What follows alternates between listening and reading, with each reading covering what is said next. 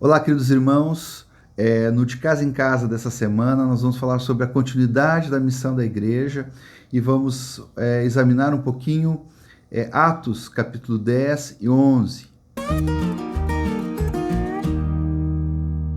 Dando continuidade, queridos, a examinarmos o livro de Atos dos Apóstolos, hoje nós vamos falar sobre a história do Cornélio, esse centurião que temia Deus, que amava Deus, mas não conhecia Jesus.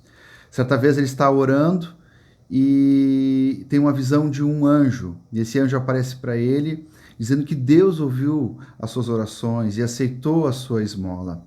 E dá uma ordem para Cornélio procurar Pedro, que está no outro lugar, em Jope. E logo em seguida, Cornélio, temendo o Senhor, envia alguns servos e um soldado que também temia o Senhor para procurar Pedro. Aí, no dia seguinte, Ismael, acontece uma coisa incrível.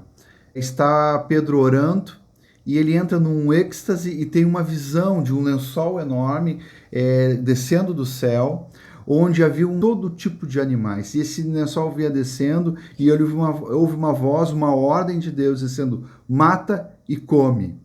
E a reação do Pedro foi assim: não, Senhor, eu não posso fazer isso. Eu jamais vou comer algo impuro. Por 3 vezes houve essa palavra. E o Senhor fala para ele assim: ó, não considere impuro aquilo que eu purifiquei. Foi necessário essa visão para Pedro, porque era tão forte a questão do judaísmo que ele considerava os gentios imundos e impuros, e Pedro jamais ia lá na casa de Cornélio se Deus não tivesse mandado essa visão. Sim. E Deus ali naquela visão, a lição é dizer: ó, não considere impuro aquilo que Deus purificou. E depois dele ter essa visão, foi que bateram na porta dele. E chegaram esses servos junto com esse soldado. E aí Pedro já entendeu, né? que havia algo importante ali, que ele precisava ir até a casa de Cornélio, mesmo sendo gentil. E foi o que aconteceu.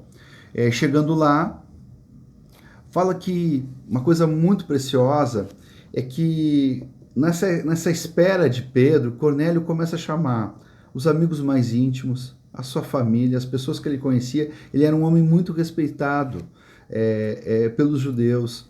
E ele chamou todas essas pessoas para ter essa oportunidade de ouvir o que Pedro tinha para dizer para eles. E aí aconteceu algo muito precioso. Chega lá Pedro, né, Ismael? E ele está lá na casa e começa a fazer uma coisa muito poderosa. Começa a pregar o evangelho. E aí tem uma coisa muito interessante, né, Ismael? Como a gente vê na narrativa de Atos, sempre é presente a pregação do evangelho. Mesmo uma manifestação de tanto poder quanto foi na vida do Cornélio naqueles 4 dias que antecederam tudo isso, de ter uma visão, algo assim, uma epifania, algo extraordinário, celestial. Mas era necessário que ele ouvisse sobre o Senhor Jesus, que ele ouvisse do evangelho. E a palavra fala que enquanto ainda Pedro estava falando, diz que Cornélio e os que estavam ali foram batizados com o Espírito Santo. E aí Pedro considera, olha aquilo ali, bom, mas se eles receberam o mesmo Espírito que nós recebemos, nós não podemos impedi-los de serem batizados. E ali se quebrou. Aquilo que a gente vê lá em Efésios, que havia uma parede de separação, e essa parede foi destruída, ali se concretizou isso, na pregação do Evangelho para os gentios. Israel.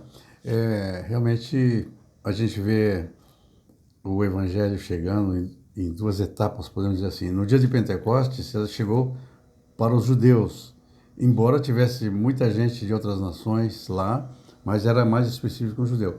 E agora, na casa do Cornélio, está chegando o Evangelho para os gentios. E uma coisa que chama muita atenção é que o Cornélio podia ouvir o Evangelho sozinho, mas o Cornélio tinha um grupo de pessoas que cercavam ele, que eram seus parentes e amigos íntimos. E o Cornélio não queria aquela mensagem só para ele reuniu seus parentes, seus amigos íntimos para ouvir. E ali diz Cornélio e sua casa, Cornélio e seu oikos. Então essa parte é muito importante para nós hoje. Quem é o nosso oikos? Quem é o nosso oikos? Quem é os parentes e amigos chegados? E o evangelho não é só para nós, é para essa turma que nos cerca e que nós chamamos de oikos. Então esse é o ponto que eu creio que nós podíamos ressaltar nessa palavra de hoje aqui, nesse capítulo. Amém. Amém. Como é que está isso na nossa vida, queridos? Como é que estão os nossos relacionamentos, né? É interessante a gente ver na vida de Cornélio que haviam pessoas que cercavam ele. E certamente cada um de nós aqui temos um grupo de relacionamentos, pessoas que ainda não conhecem o Senhor. Como estamos lidando com isso, né? Lembrando do exemplo do nosso Senhor Jesus, né, Ismael, que estava em todos os lugares, né, com todo tipo de pessoas, pronto para se apresentar, trazer salvação. E há um grupo de pessoas que nos conhece, e isso facilita, é uma ponte. Agora tem uma coisa interessante, né, Ismael? O que levou Cornélio a chamar essas pessoas é porque tinha um coração conquistado por Deus. Porque desejava muito isso. E era algo tão poderoso, tão bom na vida de Cornélio, que ele não queria reter isso para ele, mas queria que as pessoas que ele convivia também pudessem receber. E esse é o desafio, queridos, que temos no dia a dia. Aquilo que é tão bom que recebemos. Da parte do Senhor, salvação, comunhão com Ele, nós não podemos guardar para nós. E aí nós temos que nos movimentar dando atenção para esses óicos. Às vezes é um parente, alguém que mora na nossa casa, às vezes é um colega de trabalho, né, Ismael? E a gente tem visto na escola, faculdade, e a gente tem visto isso. Isso tem sido uma coisa muito preciosa na forma que nós estamos testemunhando. Nós podemos testemunhar com a nossa vida, né, Ismael? As pessoas vão ver algo que é diferente em nós.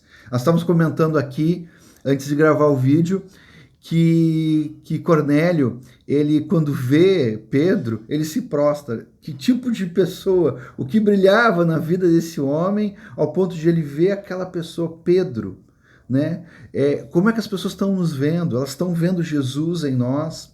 Essa é uma das partes importantes da pregação do Evangelho, porque nós não podemos pregar aquilo que a gente não vive, né, Ismael? Mas a importância da pregação do Evangelho, Ismael.